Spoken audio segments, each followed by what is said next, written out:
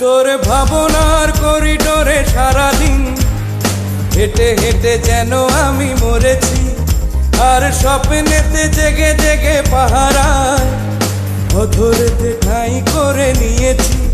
তোরে বুকেরই কারাগারে চিরদিন বন্দি করে আমি রাখব, আর শূন্য জীবনে আমারই অনিমেষে জড়িয়ে যে রাখব। আমি নেই নেই নেই রে, আমি নেই নেই নেই রে, কেন তোরই মাঝে হারিয়ে গেছি।